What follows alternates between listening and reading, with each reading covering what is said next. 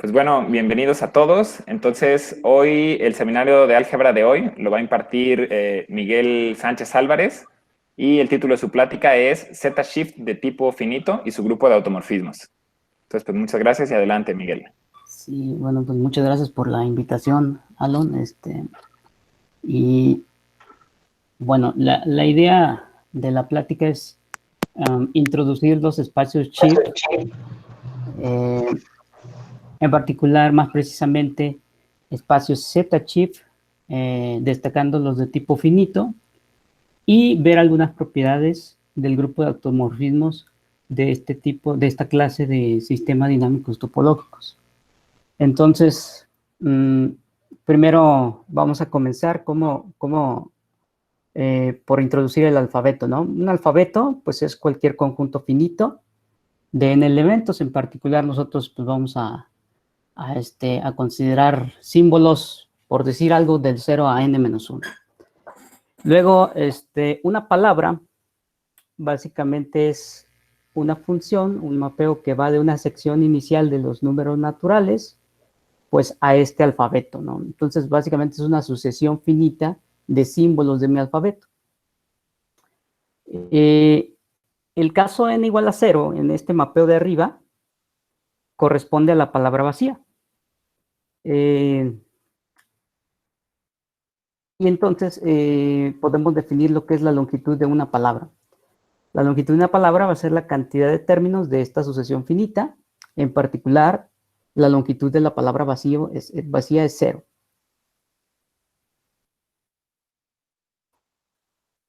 A caligráfica la n denota el conjunto de palabras de longitud n, es decir, lo que también podemos llamar como los n bloques. Y asterisco va a ser el conjunto de todas las palabras que podemos definir sobre nuestro alfabeto A. Ejemplos, si consideramos un alfabeto de dos símbolos, digamos 0 y 1, pues entonces el conjunto de 0 bloques está formado pues únicamente por la palabra vacía, conjunto de 1 bloques 0 y 1, el conjunto de 2 bloques, los bloques 0, 0, 0, 1, 1, 0, 1, 1, y así sucesivamente, ¿no? Para los bloques de longitud 3. Y entonces el conjunto de todas las palabras a caligráfica asterisco, pues es la unión de todos estos conjuntos antes mencionados. Mencionar brevemente qué es un sistema dinámico topológico, pues es un par XT, donde X es un espacio compacto metrizable y T es un homeomorfismo. Entonces, la idea de la primera parte de esta plática es identificar justamente los espacios shift como una clase particular de sistemas dinámicos topológicos. Entonces, a nuestro alfabeto A, la construcción comienza por considerar nuestro alfabeto A antes mencionado, y lo vamos a dotar con la topología discreta. Entonces, consideramos nuestro espacio X para formar el par X, T. Vamos a considerar nuestro espacio X como el producto de copias de nuestro alfabeto A indizadas por el conjunto de los números enteros. Y entonces la topología producto en este espacio pues va a ser la topología producteta. Entonces ya tenemos un espacio candidato para que sea nuestro espacio compacto metrizable, el producto cartesiano de copias de nuestro alfabeto A. Luego, este espacio efectivamente es compacto por teorema de Tikhonov y recibe el nombre de espacio de configuraciones. Será metrizable en efecto. Vamos más adelante a considerar una métrica para este espacio, la cual es compatible con la topología prodiscreta. Entonces, antes de eso, reiteremos, X será llamado entonces el espacio de configuraciones. Un elemento de X, pues es una configuración y la podemos pensar como una sucesión biinfinita de elementos del alfabeto. Nada más para fijar ideas aquí, este punto que aparece antes de la coordenada 0 y después de la coordenada -1, sirve precisamente para distinguir eso, las coordenadas negativas de las no negativas. Entonces, por ejemplo, si tenemos esta configuración de aquí, pues tenemos esas correspondencias, ¿no? La coordenada -3 es 0, la coordenada -2 es 1, la coordenada -1 es 0 y así sucesivamente. Después, vamos a definir, digamos, una tira, si dada una configuración, vamos a definir y a denotar por X sub y J a la tira de elementos que van desde la coordenada I hasta la coordenada J. Entonces, básicamente, esto es como una subpalabra de una configuración. Entonces, si tomamos una palabra cualquiera de nuestro alfabeto, sobre nuestro alfabeto y una configuración, vamos a decir que U ocurre en X, o también que U es palabra o bloque de X, lo cual se denota por esa contención cuadradita.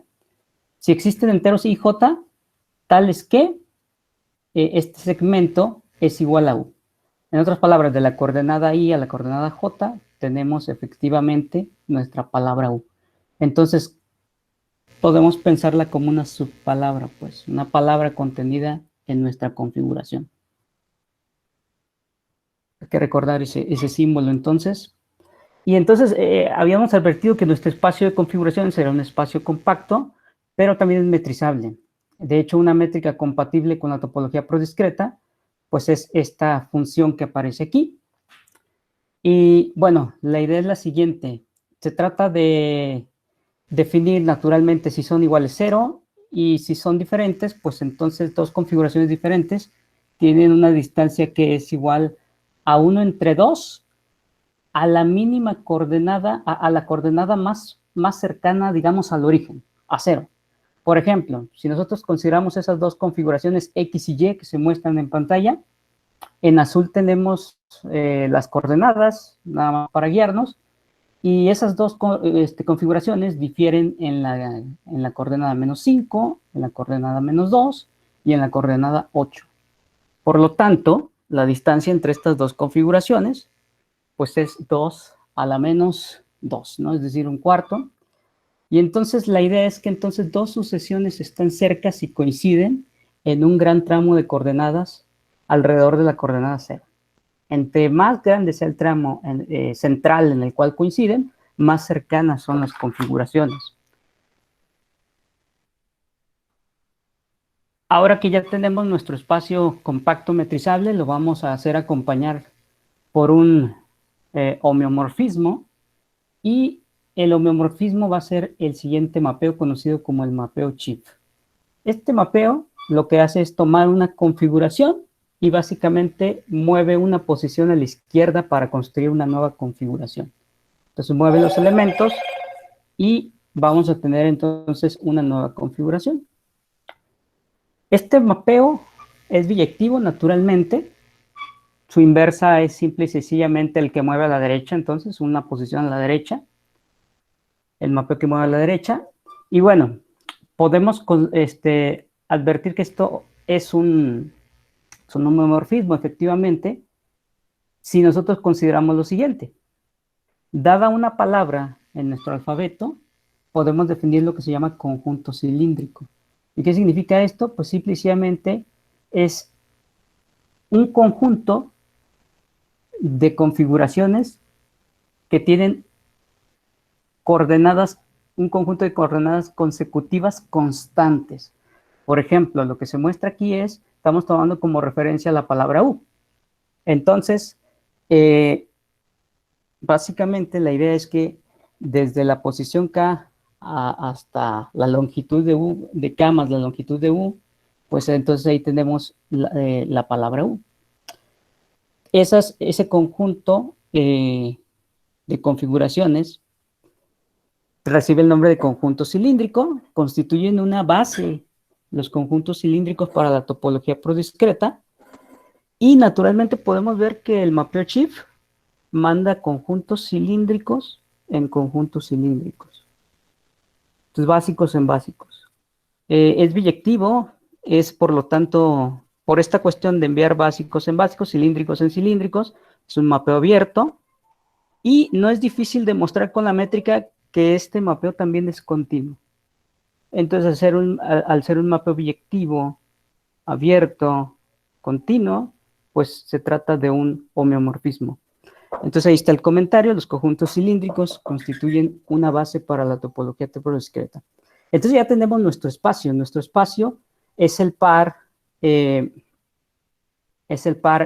sigma, ¿no? Donde X es el espacio de configuraciones y sigma es el mapeo Schiff. Justamente a este espacio, cuando nosotros estamos considerando n símbolos en el alfabeto, recibe el nombre de full Schiff en n símbolos, o más particularmente un Z full Schiff. Esto porque los Schiff actualmente se pueden manejar sobre grupos abstractos, es decir, nuestro grupo Z se puede reemplazar por otro. Entonces, por eso vamos a estar insistiendo en Z Schiff, únicamente esa es la razón. Ahora, ¿qué es un subschiff?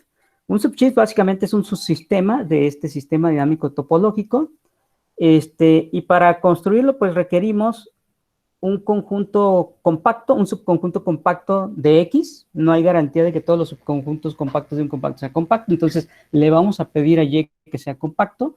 Y para que la restricción del mapeo Schiff a este conjunto esté bien definida y siga siendo biyectiva, le vamos a pedir que sea invariante bajo Schiff, bajo el Schiff y bajo la inversa del Schiff. Entonces, con estas condiciones, estaríamos generando una subestructura de este sistema dinámico topológico. Hay una manera padre de caracterizar justamente los subschiff, y entonces es la siguiente. El par Y sigma prima es un subschiff del full Schiff X sigma si, solo si, existe un conjunto de palabras tales que Y es el conjunto de configuraciones en las cuales no ocurre ninguna palabra de F. Entonces, si lo pensamos un momento, estas son como palabras prohibidas. Son palabras que no pueden ocurrir en nuestro espacio, en nuestras configuraciones del conjunto Y. Reitero, entonces, F es como un conjunto de palabras prohibidas. Es este conjunto de palabras que no pueden ocurrir en ninguna configuración de Y, en este caso. Luego, podemos hacer referencia a los subschiff, los podemos definir haciendo referencia entonces a este conjunto de palabras prohibidas. Entonces, por ejemplo, vamos a considerar primero el Schiff par.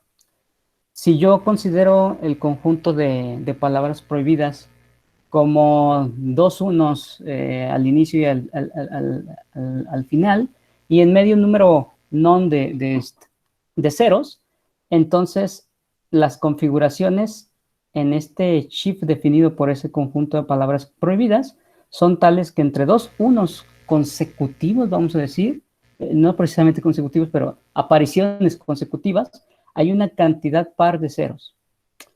En otras palabras, esa implicación que vemos en pantalla. Esto es lo que se conoce como el Schiff par.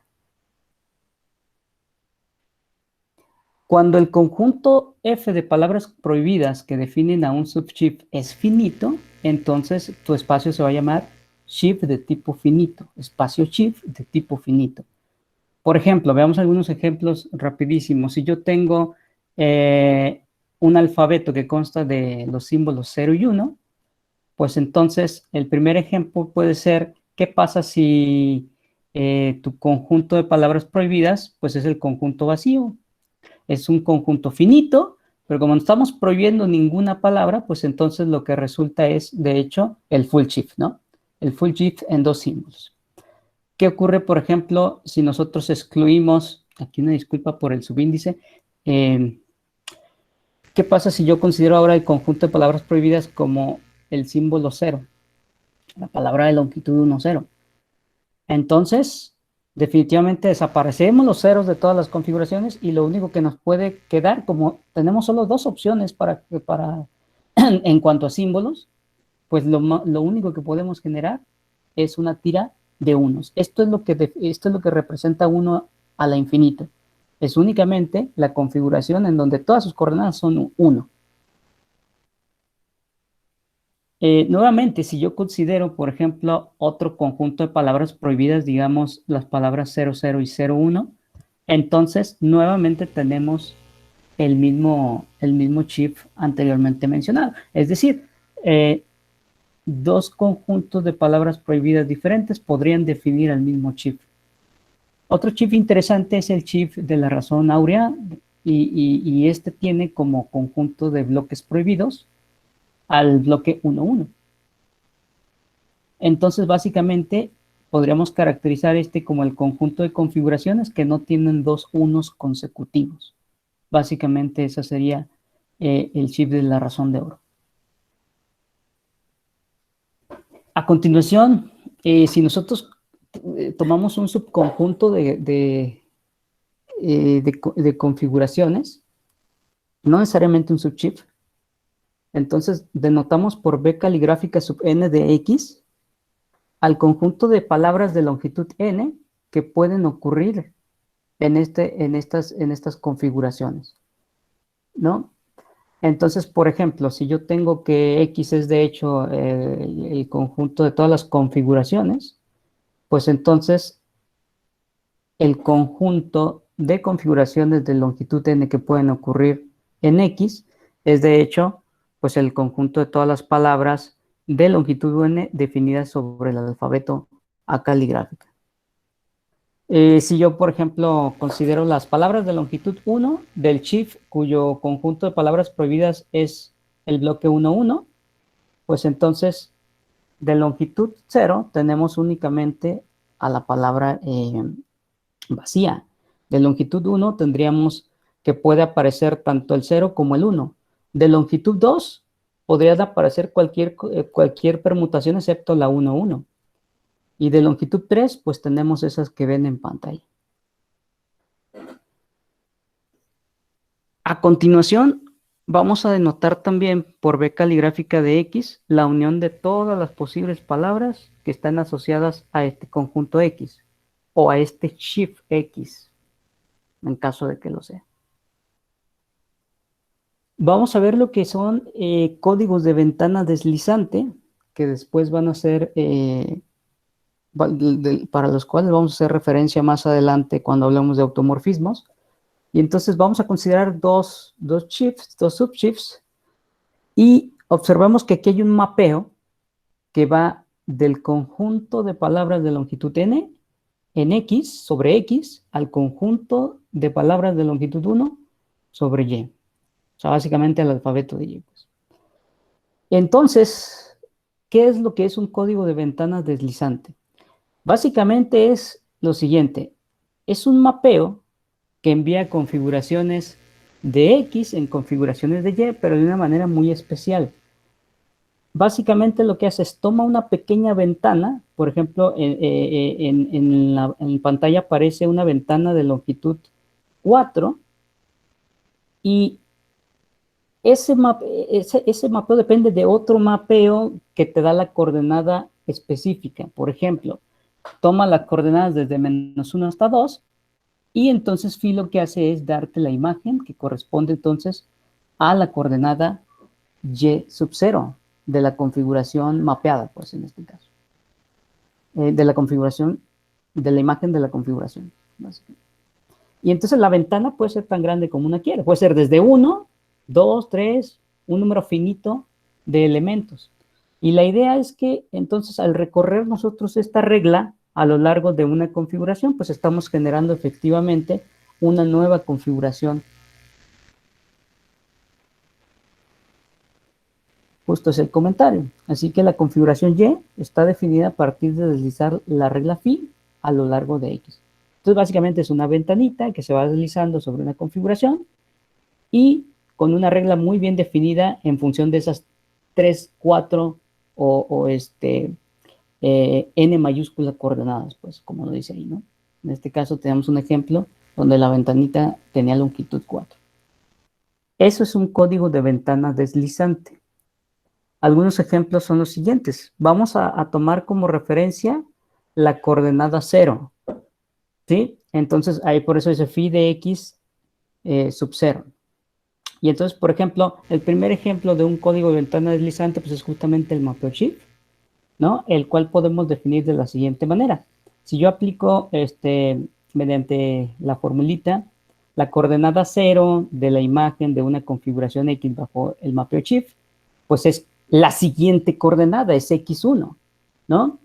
Las potencias del shift, por ejemplo, si tomo shift al cuadrado, pues entonces recorre dos lugares, y si tomo shift menos 1, por ejemplo, pues entonces recorre un lugar. Entonces, estos son ejemplos de códigos de ventana deslizante, donde la ventana, por ejemplo, en este caso, tiene longitud 1. Luego podemos tomar otro ejemplo, supongamos que consideramos el full shift en los símbolos 0 y 1, y vamos a definir entonces el código de ventana deslizante vía el siguiente mapeo. Consideramos la coordenada 0 como la imagen de la coordenada 0, perdón, como esta, más la que sigue, módulo 2, ¿no? Entonces, por ejemplo, si yo tengo esa configuración que ven en pantalla, empezamos a sumar de 2 en 2, es decir, mi ventana en este caso tiene longitud 2, empiezo a escanear la configuración y voy generando justamente la imagen de esa configuración X bajo este mapeo phi.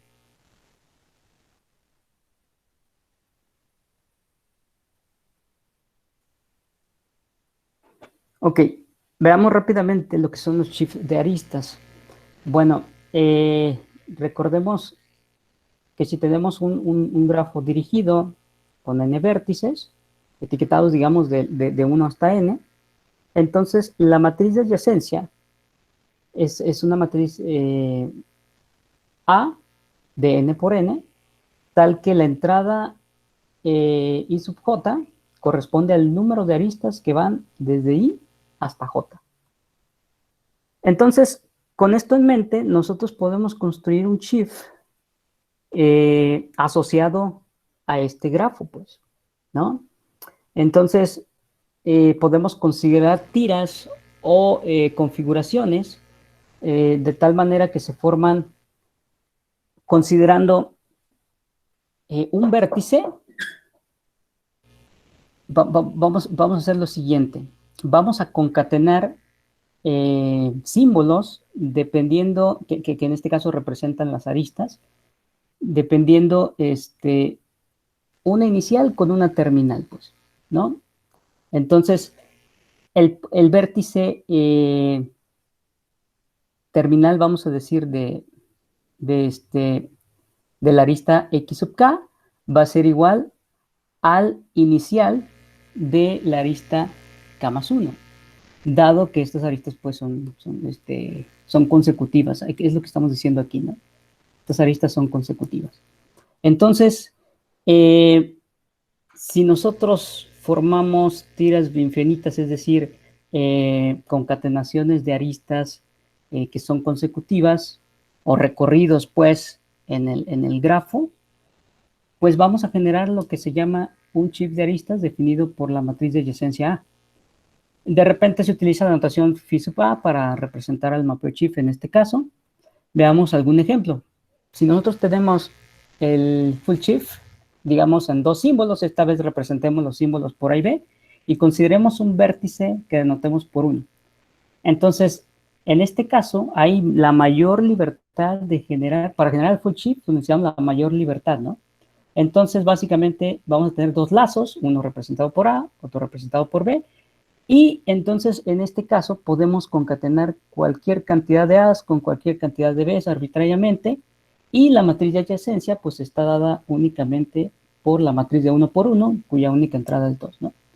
Entonces, el número de aristas que van del vértice 1 al vértice 1, en este caso es 2. Y ese simple grafo nos representa entonces al full shift en dos símbolos A y B. Podemos considerar otro ejemplo. Si tomamos en este caso como vértices A1 y A2, y también consideramos el grafo que tiene como aristas etiquetadas A, B, C y D.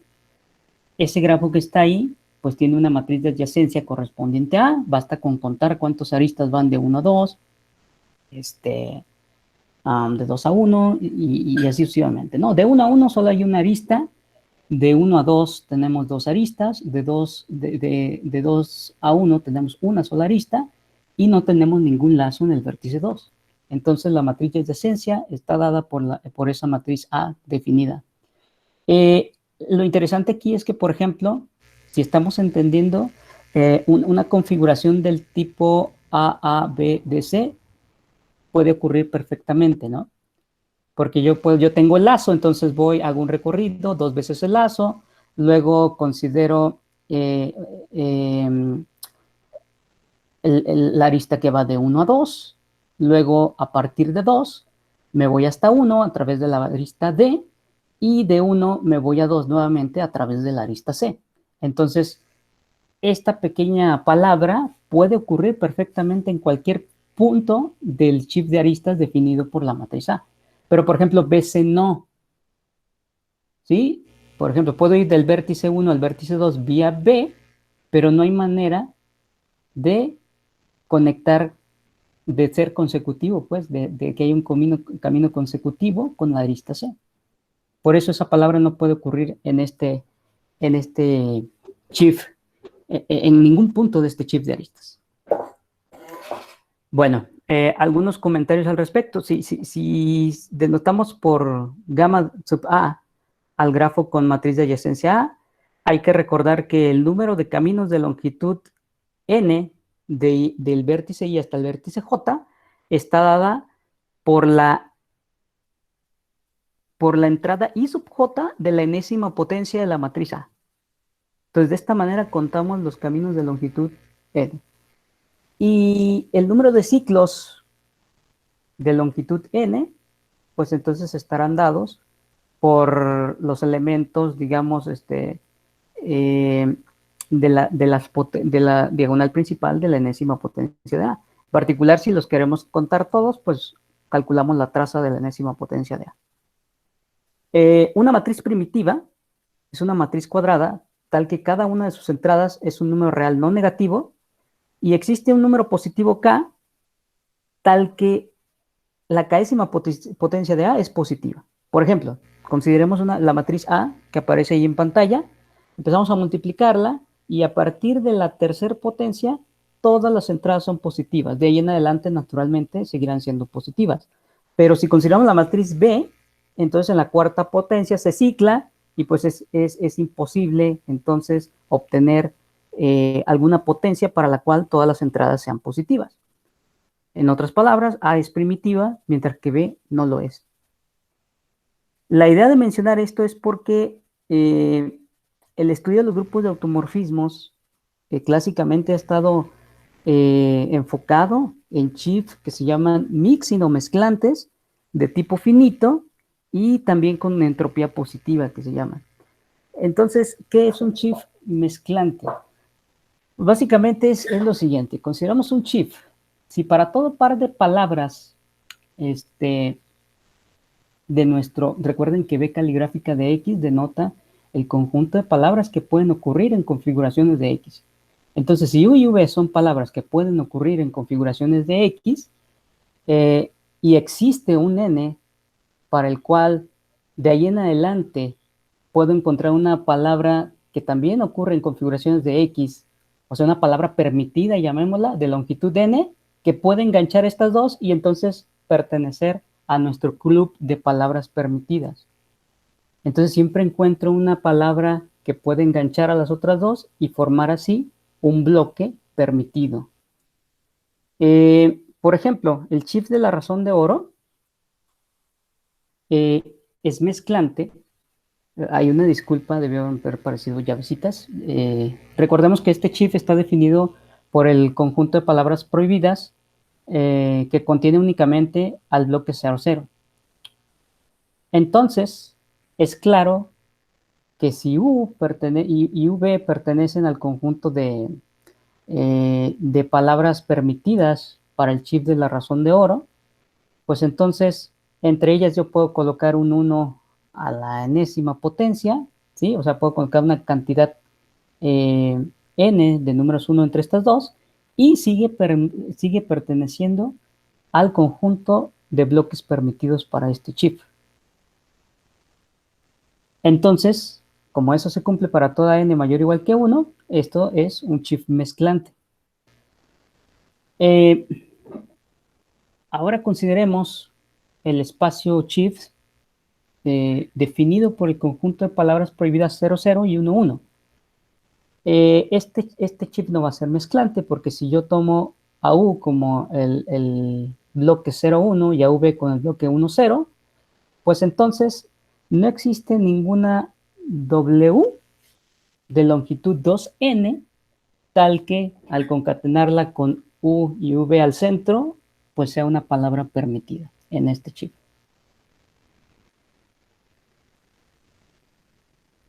La idea aquí es que los bloques de longitud 2n siempre tienen esa forma, 0,1 a la n, o bien 1,0 a la n. Eso es lo que evita, pues, que la palabra UWV, la concatenación de U, W y V, pertenezcan justamente a las palabras permitidas en este espacio. Bueno, entonces, a partir de lo que comentamos, de que la I sub j entrada de la enésima potencia de una matriz nos decía el número de caminos que podemos encontrar de longitud n sobre un grafo, pues entonces más o menos es bastante intuitivo ver que un chip de aristas definido a partir de una matriz es mixing, si solo así es primitiva. Recuerden que primitiva es que a partir de una cierta potencia todas las entradas sean positivas. Esto significa que yo puedo conectar a dos vértices mediante un camino de longitud n, ¿sí? De longitud n, y posteriormente de longitud n más 1, n más 2, etc., ¿no? Entonces, por el hecho de que una matriz primitiva tiene todas sus entradas positivas en alguna de sus potencias, y a partir de ahí en adelante, pues esto es equivalente a decir justamente que exista un camino de longitud n entre cualesquiera dos vértices, y por lo tanto hay un conjunto de aristas consecutivas que comienzan en un punto, terminan en un vértice, terminan en cualquier otro, pero esto es justamente lo que traduce la definición de mezclante en palabras, ¿no? Entonces, justamente W es como, digamos, este camino que existe, y U y V son una suerte de arista inicial, arista final. Entonces, esa es la idea. Entonces, esto es lo que quiero destacar aquí, que entonces los chips mezclantes tienen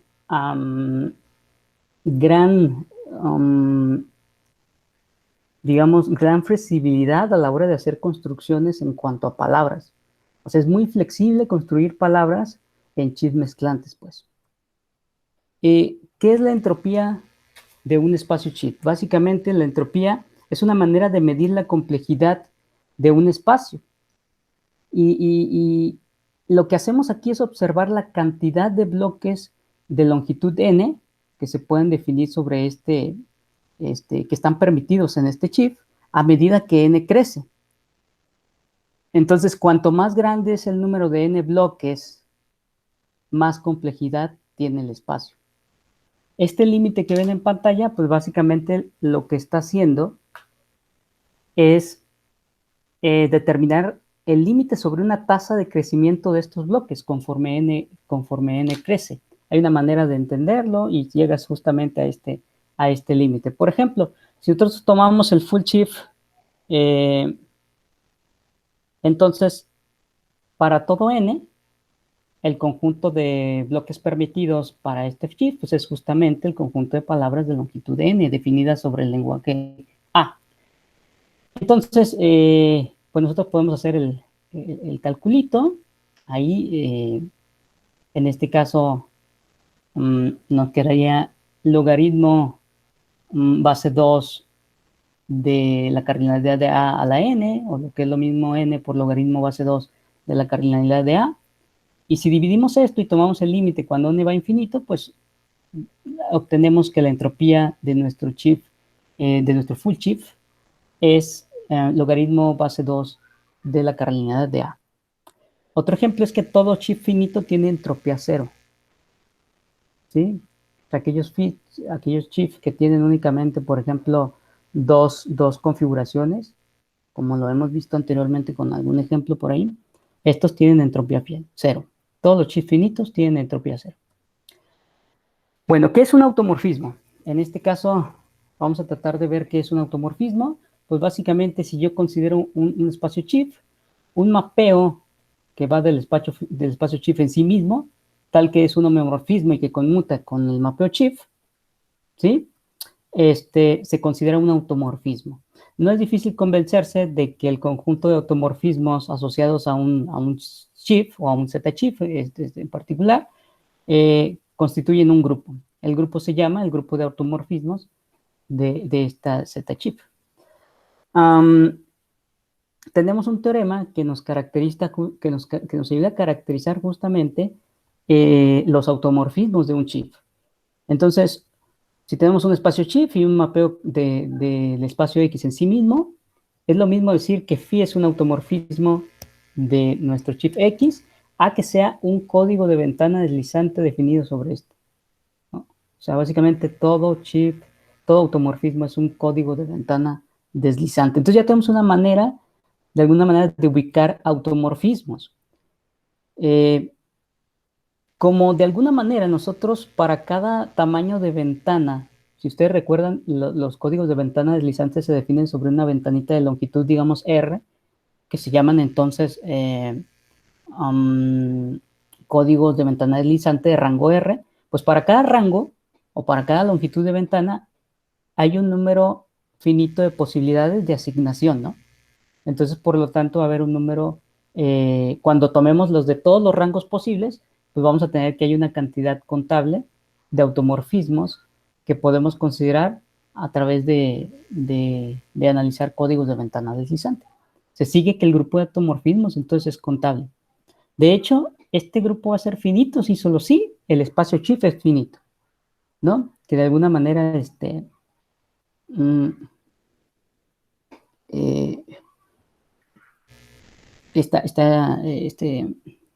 establecido, ¿no? Se puede demostrar eso. Entonces, en cuanto al grupo de automorfismos, la mayor parte del trabajo, digamos, el trabajo clásico se ha enfocado a lo que en la literatura llaman, bueno, el caso no trivial, pues. Es decir, considerar chips de tipo finito, que sean mezclantes y con entropía positiva. Es decir, con complejidad no trivial, vamos a decirlo. Entonces, cuando tenemos esas tres características de un chip mezclante de tipo finito con entropía positiva, entonces se concluye que el grupo de automorfismos es infinito. O sea, en ese caso, necesariamente el grupo de automorfismos es infinito. El grupo de automorfismos de un chip no es abeliano o es no abeliano. En particular, tiene entonces centro no trivial. Y por definición podemos ver, recordemos que el chip es un automorfismo. Si recuerdan, habíamos dicho que mapeaba cilindros en cilindros, que era biyectivo, es un automorfismo. De hecho, es el automorfismo, el homomorfismo que define, pues, a nuestro sistema dinámico topológico chip. Entonces, el conjunto, mejor dicho, el grupo generado por este mapeo chip, por este automorfismo, está contenido por definición, ¿no? En el centro del grupo de automorfismos de un chip X, ¿sí? Porque este conmuta con todos, por definición. Recuerden que los automorfismos conmutan con el chip. Entonces, el grupo generado por el chip y todas sus potencias, están contenidos en él. Pero Ryan nos dice lo siguiente: si tu chip es transitivo, lo cual significa que para cada par de palabras U y V permitidas en tu chip, existe otra palabra permitida que puede enganchar a estas dos y entonces pertenecer al grupo de palabras permitidas. Si es transitivo, ocurre esto, y entonces todo chip transitivo de tipo finito, para todo chip transitivo de tipo finito, el grupo generado por el automorfismo chip es precisamente el centro. O sea, no solamente está contenido el chip en el centro del grupo de automorfismos, sino que es igual, ¿no? Basta con agregarle esta condición. Naturalmente, si es mixing, pues tendremos que es transitivo. Y entonces, por eso este resultado destaca, pues. Subgrupos del grupo de automorfismos. Entonces, una cosa muy, muy interesante de este grupo de automorfismos es que es enorme en el siguiente sentido. Este grupo de automorfismos contiene copias isomorfas a cada uno de los siguientes grupos. Al menos, estos son algunos ejemplos de la gran variedad de copias que contiene este grupo de automorfismos. Contiene una copia de Z. De hecho, es el grupo que acabamos de ver, el grupo generado por el chip. Ese grupo es isomorfo a Z, ¿no? Por el chip y sus potencias. Entonces, que son las potencias del chip, perdón. Y entonces es isomorfo a Z. Contiene una copia de cualquier grupo finito, lo vamos a ver si el tiempo lo permite. Y también contiene una copia del grupo libre en 2 generadores. ¿Sí? Y esto de alguna manera está asociado con el hecho de que este grupo no sea amenable, no sea promediable. Y también contiene una copia de una suma directa infinita de copias de Z, ¿no? Entonces, este es, por dar un ejemplo, de la gama de subgrupos que contiene este grupo de automorfismos. Entonces, ¿cómo llegaron a estos resultados? Bueno, la herramienta que utilizaron se llama método de marcadores. La idea es la siguiente.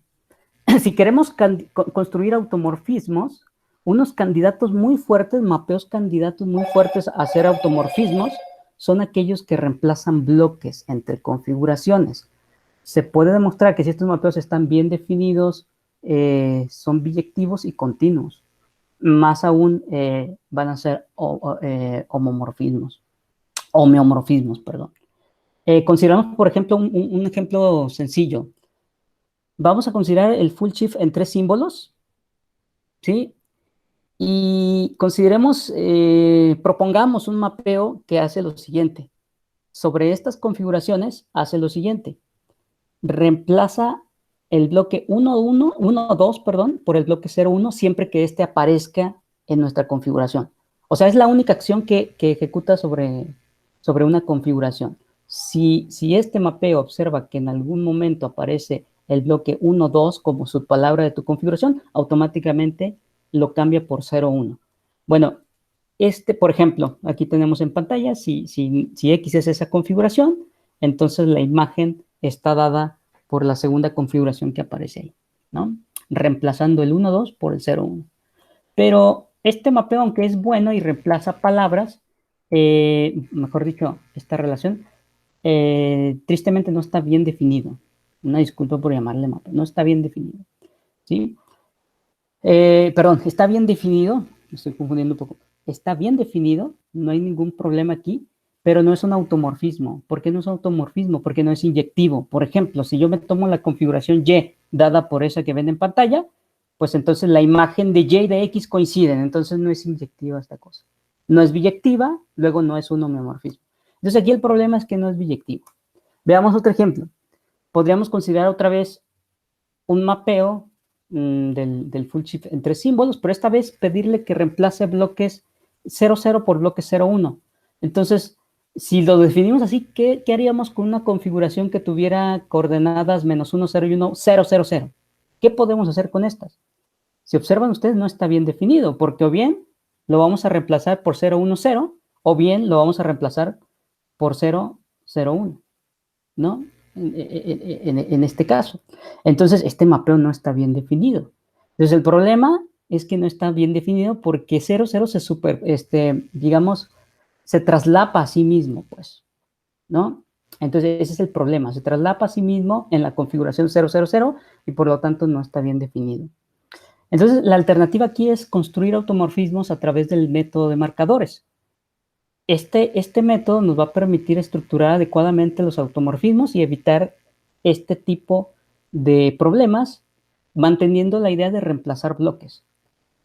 Entonces, vamos a decir lo siguiente. Si tomamos una palabra de longitud n, entonces un bloque inicial, simple y sencillamente son las primeras, un m bloque inicial, simple y sencillamente son las primeras m símbolos de la palabra B y un bloque terminal son los últimos m símbolos de la palabra B. Vamos a decir que estas dos palabras de longitud m y n respectivamente se superponen si se superponen en un bloque inicial o en un bloque terminal, ¿no? Básicamente es si encontramos un cachito donde termina una, comienza la otra, se traslapan, pues entonces esto significa que estas tienen superposición, se superponen, ¿no? Esa es la idea de que se superpongan. Eso es lo que queremos evitar, de hecho. Entonces, Hedlund, en un artículo de 1968, demuestra que existen conjuntos de palabras de longitud arbitraria que no se van a superponer de esta forma. Ahí está la descripción en el párrafo. Y luego, eso lo hizo para el full shift. Después, Boyle y sus colegas, sus colaboradores, demostraron que de hecho también existen este tipo de conjuntos que no se traslapan para shift de tipo mixing de tipo finito con entropía positiva. Entonces, la existencia de estos conjuntos que no se traslapan está demostrada, pues, en artículos de 1968 y 1988. Entonces, la idea es considerar un conjunto M de palabras de longitud N, conjunto de palabras permitidas de longitud N, y un conjunto D de palabras de longitud K. Pero la idea es que la colección M de M sea tal que solamente son palabras que solamente se pueden superponer en la M inicial o en la M final.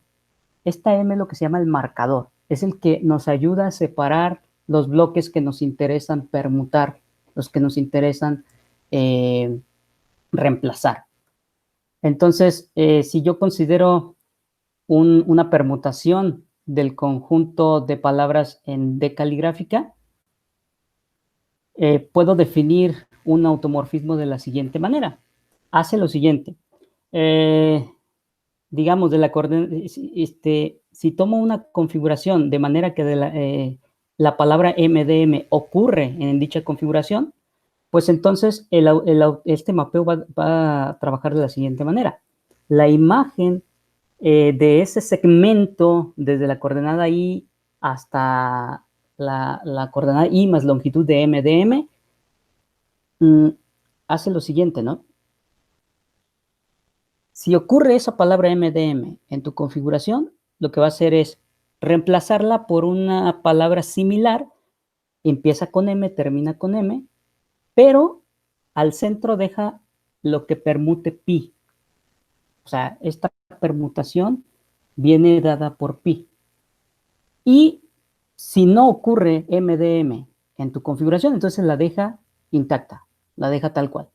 Bueno, pues resulta que Hedlund, en su artículo, demuestra que este mapeo así definido, perdón aquí por la redundancia, pero es más o menos la forma en la que lo demuestra en el artículo, demuestra pues que por construcción es biyectivo, no es difícil demostrar con la métrica que mencionamos que es continua, también se puede demostrar que conmuta con el mapeo Schiff, que más específicamente es un homeomorfismo, y aparte tenemos que, que es compatible bajo composición con cualesquiera dos permutaciones de este grupo D, de este conjunto D, perdón, ¿no? Entonces eso nos da pie para pensar en un homomorfismo.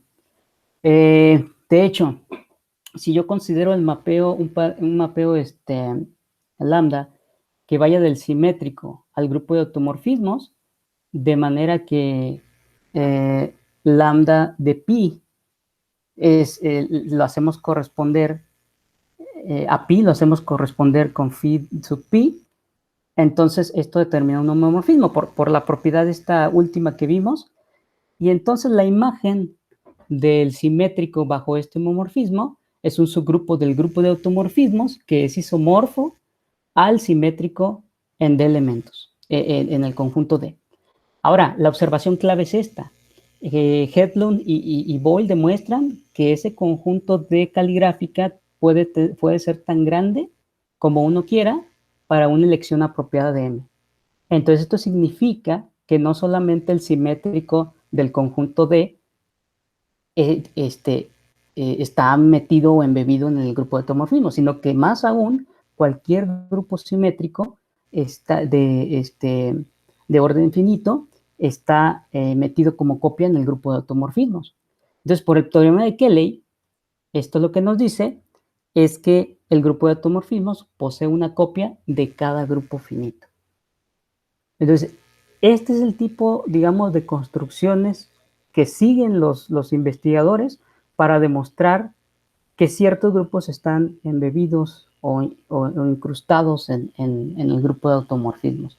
Naturalmente hay variaciones dependiendo del objetivo, pero por poner un ejemplo, esta sería una manera de demostrar que el grupo de automorfismos contiene una copia de cualquier grupo finito. Esto era lo que yo quería comentarles. Muchas gracias por su atención. Muchas gracias. Pues bueno, hay tiempo gracias, para preguntas. Si alguien tiene alguna pregunta. Sí, yo. Sí, a ver, adelante. Por ejemplo, las palabras prohibidas, tú dices, ¿esas son las que quiero? ¿O cuál es el criterio? Sí, exacto. Sí, profesora Paz. Lo interesante aquí es que pues hay básicamente una correspondencia entre chief y conjuntos de palabras prohibidas. Bueno, no es biyectiva porque ya vimos que dos conjuntos de palabras prohibidas diferentes podrían definir al mismo chief, pero sí que hay una correspondencia ahí, pues. Entonces, usted elige cualquier conjunto de palabras prohibidas y por el teorema que vimos al inicio, eso se puede mostrar analizando la base de la topología prodiscreta, se puede demostrar que automáticamente eso es un chief. Es decir, es arbitrario. El conjunto de palabras prohibidas, usted la puede definir como guste. Ya depende, qué tan interesante sea el full chief, pues dependerá de la selección. Claro, a eso me refería, sí. ¿Y la entropía mide, en cierta manera, las palabras permitidas? ¿O entendí mal? Ajá, exactamente. Conforme n va creciendo, ¿qué número de palabras permitidas tenemos? Entonces, entre más grande sea n, entre más grande sea el número de bloques de longitud n, conforme n aumenta, entonces la complejidad es mayor del sistema, pues, básicamente. Sí, es como la razón, ¿no? La razón entre la palabra permitida, sí, entre la longitud de esa palabra. Exactamente, correcto. O sea, básicamente es como esa tasa de crecimiento conforme. Muchas gracias. No, al contrario, gracias, maestro. ¿Alguna otra pregunta? Ángel, vi como que le quitaste el silencio. Sí, hola. Oye, Miguel. Hola, doctor. ¿Qué tal? Quería preguntarte, bueno, entrada muy buena presentación, pero ¿qué tiene que ver esto con tu investigación actual? Eso es muy interesante. El asunto es que, y creo que debía haberlo mencionado, un punto fuerte es que Boyle demuestra con estas técnicas que el grupo de automorfismos de un chief mixing con entropía positiva de tipo finito no es finitamente generado. A mí me interesa demostrar que si yo reemplazo el grupo Z por algún otro grupo tal vez distinguido, por ejemplo, un grupo residualmente finito, me interesa demostrar que el grupo de automorfismos de estos G-chief, vamos a llamarle, no es finitamente generado. Hay razones para creer que no es finitamente generado y yo estoy tratando de estudiar qué es lo que hizo Boyle para llegar a que el grupo de automorfismos de un Z-chief no es finitamente generado. Entonces, por eso es que me tocó, digamos, explorar esta parte de la dinámica simbólica, empaparme, digamos, un poquito de la técnica. Por ejemplo, a mí me llama mucho la atención esta técnica de los markers, porque es lo que les permitió a ellos identificar qué grupos estaban incrustados. Claro. Entonces, tal vez, si yo puedo adaptar, o podemos, trabajando con adaptar esto a un grupo G arbitrario, pues podamos por ahí emular. Ahora tenemos otra herramienta que es el rank. Si nosotros logramos construir por ahí un homomorfismo sobreyectivo que necesitamos, por ahí podemos aplicar el rank y sale, pues, eso sale porque sale teniendo estos elementos, pues, pero por el momento estoy como explorando justamente estas ideas. Muy A ver, bien. perdón, un comentario más básico nada más, que a lo mejor le faltó decir Miguel que puede aclarar cosas. Lo que pasa es que estos automorfismos de los que habla Miguel son básicamente lo que se conoce como autómatas celulares, por así decirlo. O sea, digamos, en cierto sentido, por ejemplo, en el sentido del que hemos platicado antes, ustedes tal vez han escuchado pláticas anteriormente, de acuerdo con el libro de Tullio Cecherini y Michel Cornet. Un automata celular sería una especie de automorfismo, pero sobre el full shift. Sería a lo mejor un poco el, ¿cómo se llama? La cosa especial que caracterizaría lo que ya se llaman autómatas celulares, es que nada más se considera el full shift, y aquí en la plática de Miguel, pues se consideran otros tipos de shift, que pueden ser, sí, o sea, distintos, ¿no? Entonces el full shift en cierta manera, pues como que está fijo siempre, o sea, siempre es decir, considera todas las configuraciones posibles, pues no restringas, el conjunto de palabras prohibidas, pues sería el vacío, por así decirlo, ¿no? Sí. Pero la generalización es que en lugar de trabajar sobre los enteros nada más, como ahorita es el caso clásico de la dinámica simbólica, a diferencia, se trabaja sobre un grupo arbitrario. Entonces se estudia la acción shift, pero reemplazando los enteros por un grupo arbitrario. Entonces es como un balance, pues, ¿no?, entre una generalización por una parte, en el sentido de reemplazar los enteros por cualquier grupo, pero pues también una restricción en el sentido de que pues nada más nos enfocamos en el full shift.